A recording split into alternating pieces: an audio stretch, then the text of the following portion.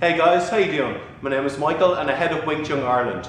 This video that we're doing today is just the introductory video for our YouTube channel. It's actually version 2 of our introductory video just because it's a different venue, there's better sound, better light, etc. So again, it's an introductory video to our YouTube channel, and just to give a little bit of a background behind it or why we're doing it.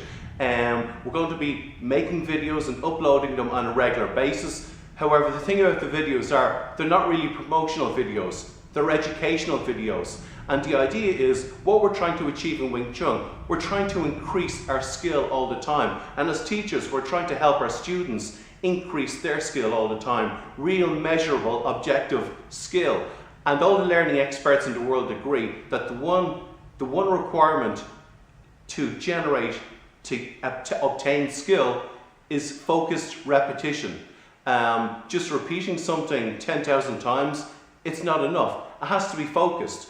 And again, just knowing something, having the knowledge is not enough. You need to repeat it, you need to practice it on a regular basis. So focused repetition is the basis for obtaining skill. Now, it's up to the students to repeat the exercise, but as instructors, as teachers, it's up to us to help the students, to give them the knowledge so that when they do practice, again, it's focused practice. So that's just a little bit of a background. And it just means there's a difference between practicing and actually learning how to practice. So instead of a student coming in and spend most of the class learning how to practice, what they can do is they have a video to refer to. They can almost look at the video before they come into class so that they learn how to practice, let's say a movement for example, and then when they come into class, they get the most out of the class because they're actually doing the practice itself. So that's just a little bit behind the videos, and there's always something for students to refer back to. And it's for our own students here in Wing Tsun Ireland and anybody else who's interested. And we don't mind sharing the knowledge. And then another little thing just about ourselves, a little note on the way we teach. A lot of the time Wing Tsun and other martial arts in general, a lot of the time metaphors are used. Wing Tsun contains a lot of subtleties. It's not just monkey see, monkey do. Wing Tsun has a lot of subtleties, and sometimes these subtleties are explained in terms of metaphors and similes. So we just say to students, oh, be soft, or be like a spring. And again, this is too subjective. So we need to get a lot more objective, a lot more specific when it comes to imparting the knowledge. So again, students can practice with focus.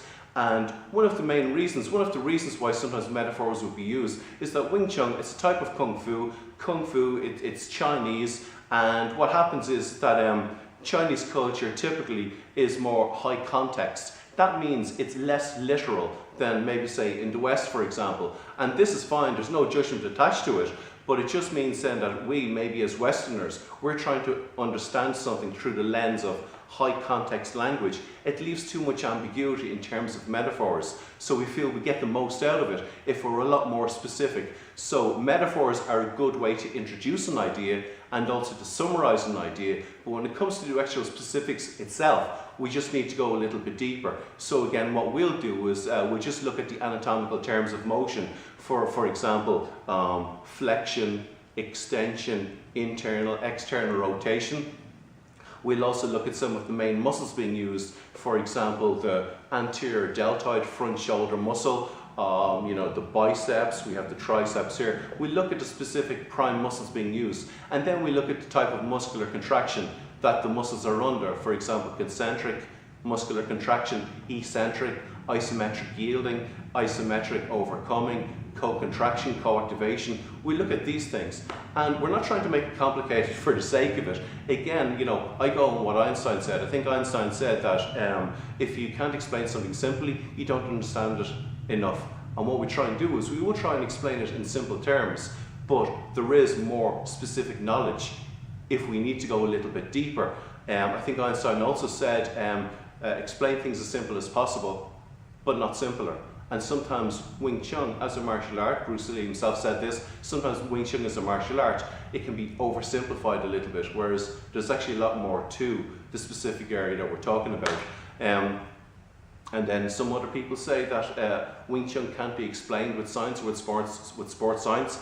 I 100% disagree with this, and this is our goal, to explain Wing Tsun in clear, concise, specific terms so that again students can practice with focus. Not just our students, but anybody's interested.